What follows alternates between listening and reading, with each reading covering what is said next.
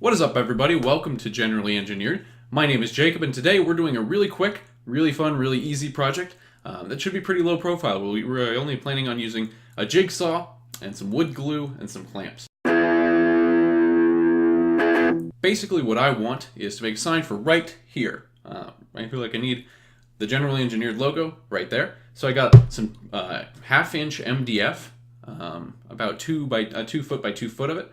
And we're going to make this logo here on the screen. So I'm going to blow that up a little bit, and we're going to trace it out here on the MDF, and then we'll go through tomorrow and cut it out with the jigsaw.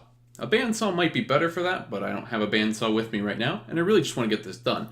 So we're going to simplify it a little bit and get it to a point where we can actually cut that out with the jigsaw. So the first step is to lay out everything on the piece of MDF. You can see here I'm doing the base, which is basically a big square with the edges rounded. Might be generous, but that was the goal, but cut off. So I'm just sketching all this out with a pencil, all straight onto the MDF. And now we're moving on to some of the more intricate pieces, the screwdriver and the pencil. We'll see a little bit later, but these proved to be a little bit too small in our first go around, but the process is the same both ways. I sketched it out on paper first, and then wrote it up on the MDF in pencil, and you can see there I saw that I did one side unevenly, so I could erase it pretty easily, and that was very helpful. And these are pretty simple shapes too. The most complex things are those curves on the screwdriver.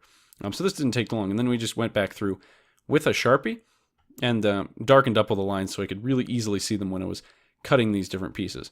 All in all, especially with the Sharpie, you just go slow, and you can actually get a pretty good line and follow it, well enough to follow with a jigsaw. Now, so you see we're doing the same thing with the base here as well. On those curves, again, just going slow makes it a lot easier to get something that resembles that nice curve. Then we move outside for the jigsaw portion of the event, where right now I'm just hacking off that excess piece. There is a little bit of finesse involved in the jigsawing of these, especially the smaller pieces. The base I thought went really well. It was pretty easy to do, and even the corners came out better than I expected with that particular tool. And of course, there was a lot of mucking around with clamps and everything, but the workspace wasn't perfect. I really need a nice desk, a nice workbench, but worked for the project. See, we're getting the rough cut first, and then the key really to clean this up is go slow and really hit that corner as smoothly as we can. That's probably the roughest corner right there. It's left a little bit of a mark, but nothing we couldn't handle in post-production. And again, these lines, the key is just to go slow, and you can get a pretty decent line on it. Those smaller chips, those smaller points are harder to do. But here we're assembling it for the first time, and as you can probably see, it's a little undersized. This worked out okay for me because I wasn't super happy about how some of especially the finer points cut on the first round. So went in, evaluated, and I had underestimated the length of the diagonal in relation. So we went back to the drawing board. Here we're sketching it again and using the leftover piece of MDF. And the big thing I tried to do here was use as much of that flat edge as possible. You can see the entire length of the pencil is along that flat cut edge, as well as a good bit of the screwdriver. So I'm using those flat parts wherever I can, those square edges wherever I can. Because again, I'm not super precise with my jigsawing. It's not the most precise tool in the world. It's better than, say, a circular saw for this kind of thing, but it's nowhere near you can't get anywhere near as close as a bandsaw. So again, we're just kind of redoing this process a second time, and everything is blown up a little bit. It's probably 1.25 times the size it was, which also was super nice because it made it a lot easier to cut the second time around.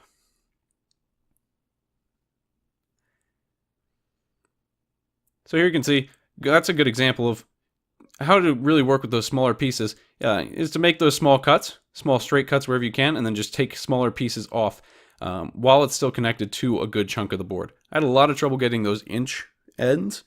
It really wanted to pinch once we got into an inch. But we're cutting it off, and this part went a lot smoother than the first part. I think we learned a lot coming into it. Again, taking off smaller pieces first, and then cutting those straight lines wherever you can, going slow, and yeah, just doing the best I can to follow those edges. These curvy bits of the screwdriver were also pretty tricky. They're not perfect, but they're good enough for what we were doing. And I thought it came out pretty well. I didn't also get a ton of video of sanding, so in the future I need to be more careful about that, but this is me doing the final run through and then just drying off, but wiping off all those parts. Next up, spray painting, the fun part as it gets all yellow and black. The yellow really didn't want to go. It had a self primer in it, but yeah, it took 2 coats to get it decent, and then a third really to get it well. And then we did the black as well. The black spray paint is easy. And then I also spray painted that hammer. You'll see it in the background when we come back. That's a nice little touch, just making yellow things wherever I can. As far as the wood glue was concerned, this was pretty trivial. I had some extra lying around. I did have to shift it around a little bit, which meant I had to do a little bit of cleanup, but that was okay. I mean, it's nothing too crazy, as you can see there.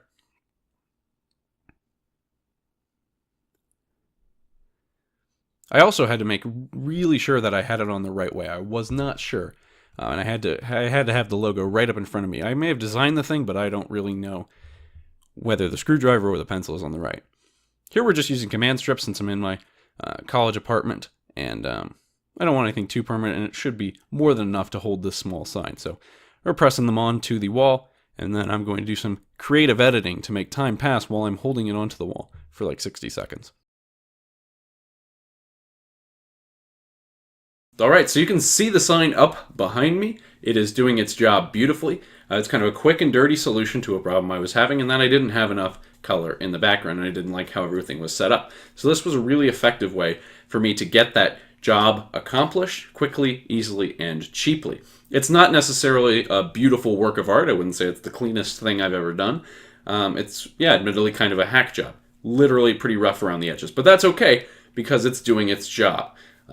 And this lets me dedicate more time to the things that I really need to be doing, like writing new episodes or working on my social media prowess, things that I otherwise need to improve on, doing other projects, things like that. So it's a nice thought about kind of where we spend our time. We have a finite amount of time when we're making anything, and it really depends on your goals with that particular project. Especially if you're an entrepreneur, you'll have to prioritize things, and not everything you do can be the best thing that it will ever be made. That would be expensive, require a lot of special tools. And it ultimately may not or may be worth the effort. So that's a kind of something we have to weigh as we think about these things.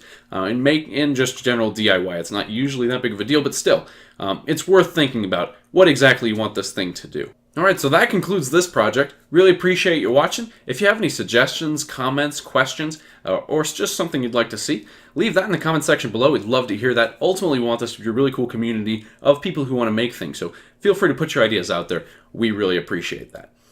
Also, if you want to see some more of this, you want to keep updated with the channel, please subscribe below. That would also really help out. And drop a like if you liked what's in this video. The usual YouTube stuff. So, with that, thanks for watching. Keep on making.